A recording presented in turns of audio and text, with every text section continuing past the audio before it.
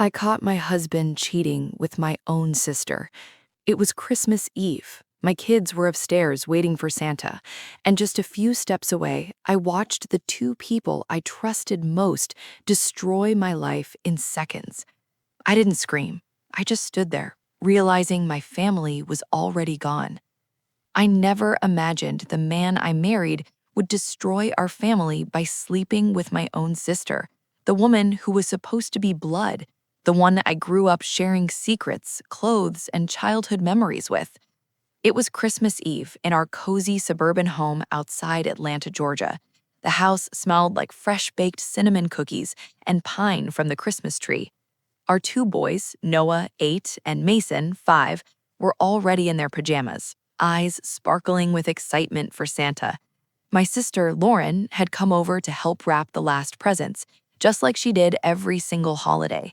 She was laughing in the kitchen with my husband, Daniel, while I tucked the kids into bed. I heard them whispering and giggling.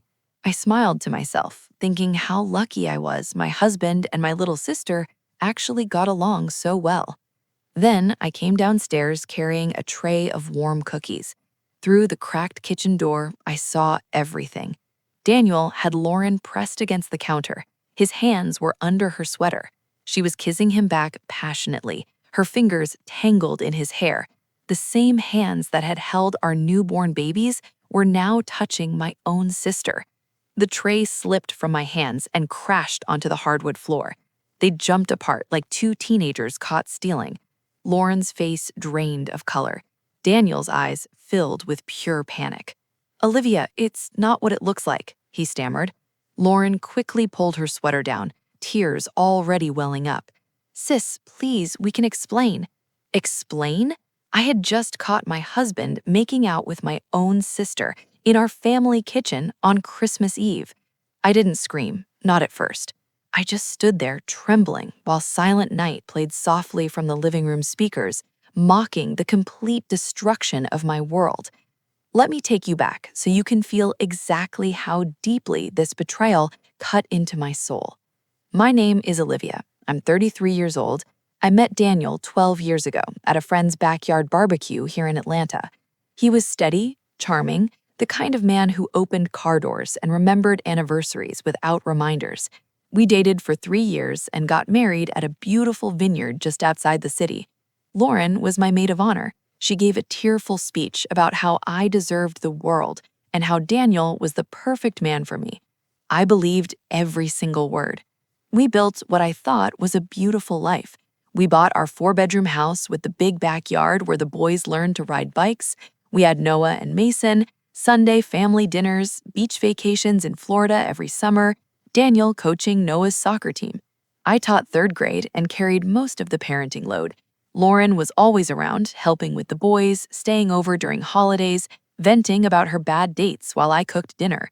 I loved having her close. She was my sister, my blood. But looking back, the warning signs were there. I had just refused to see them. About 2 years ago, Lauren started coming over more frequently. She'd show up after the boys were asleep, saying she needed big sister advice. Daniel would stay up late talking with her in the living room while I graded papers upstairs. He began complimenting her more often. "Lauren looks amazing tonight, doesn't she? Your sister has such a great sense of humor." I thought it was sweet. I even encouraged it. Then the texting became constant. Daniel's phone would buzz at all hours. He'd step outside for work calls. Lauren started dressing nicer when she visited. Tighter tops, more makeup. She hugged Daniel a little too long when saying goodbye. Once, I walked into the garage and found them standing unusually close, whispering. When I asked what was going on, Lauren laughed it off, just helping him find the extra Christmas lights. Daniel kissed my cheek and said, "You worried too much, babe." I pushed the uncomfortable feelings down. This was my sister. This was my husband, the father of my children.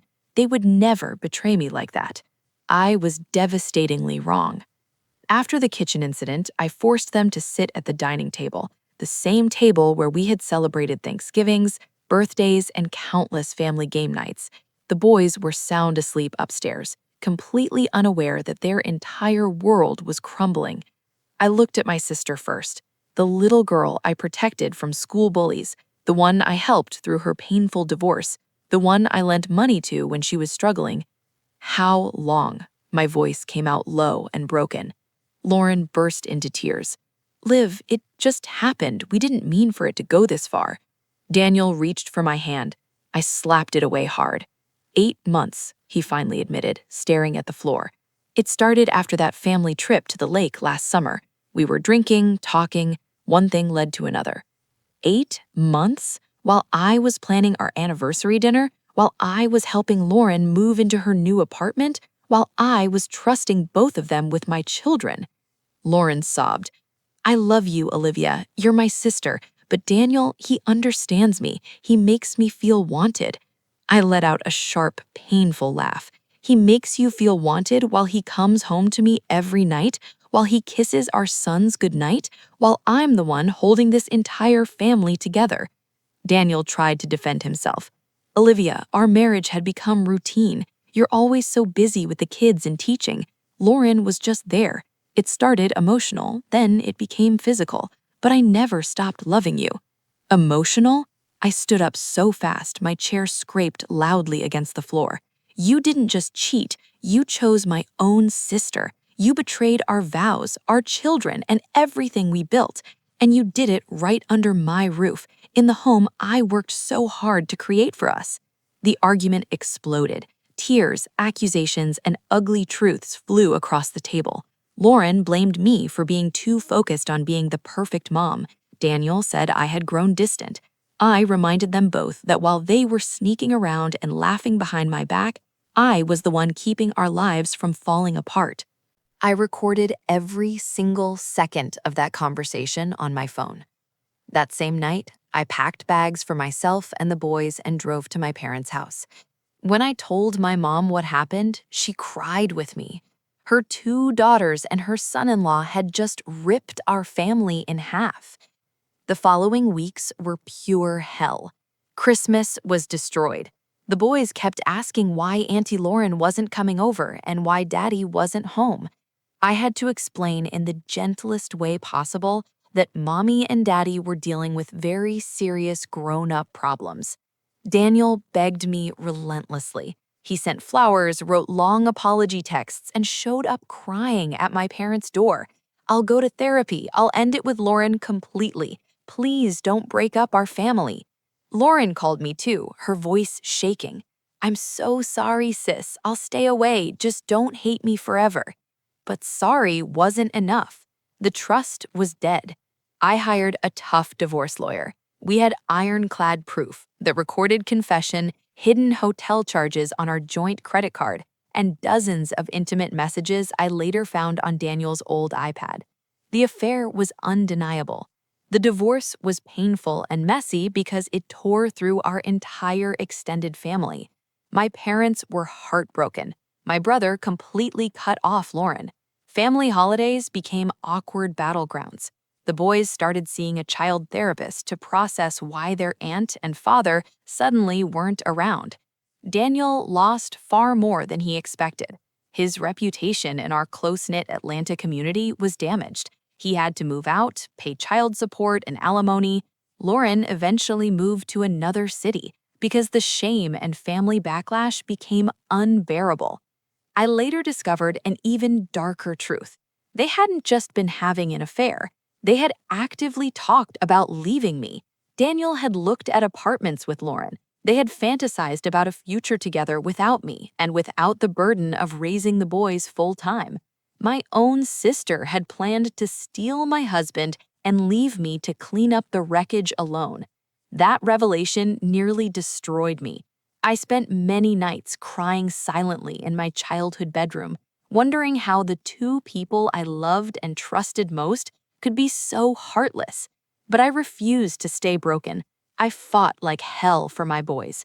I kept the house. I returned to teaching with renewed fire and purpose. I started therapy for myself and joined a support group for women who had been betrayed by family. Slowly, painfully, I began to rebuild my life from the ashes. Today, I stand on the front porch of my home in Atlanta, watching Noah and Mason laugh and play in the backyard, where they once learned to ride bikes with their father. The house feels lighter now. The air is clearer. The lies are gone. The boys are healing. They still see Daniel on weekends, but they understand there are boundaries. They know mommy is strong and will always protect them. As for Lauren, she reached out once. I blocked her number without replying. Some betrayals run too deep to ever forgive. Some relationships are too broken to repair. Every time I drive past the lake where their affair began, I no longer feel only rage. I feel a quiet, powerful gratitude. Gratitude that the truth came out before I wasted more years living a lie. Gratitude that my sons have a mother who chose them over staying in a toxic, fake marriage. Gratitude that I discovered my own unbreakable strength. My name is Olivia. I was betrayed by my husband and my own sister in the cruelest way possible. They tried to tear my family apart. They tried to make me feel small, unwanted, and replaceable. But instead, they awakened a stronger, wiser, fiercer version of me. I am no longer the woman who ignored the red flags. I am no longer the woman who put everyone else's happiness before her own. I am a mother who refuses to teach her sons that love means accepting betrayal. I am a woman who rose from the deepest family betrayal and chose herself. To every woman watching this who has ever been betrayed by someone you called family, whether it was a husband, a sister, a best friend, or anyone you trusted with your heart, your pain is real. Your anger is justified. Your healing is not only possible, it is powerful. You are not defined by who betrayed you. You are defined by how you rise after the betrayal. Never again let anyone, not even the people who share your blood or bed, convince you that you deserve to be someone's second choice in your own life. I survived. I am healing. I am free. And I am finally truly living for me and my boys. If my story touched you, leave a comment below. Tell me you're still standing too.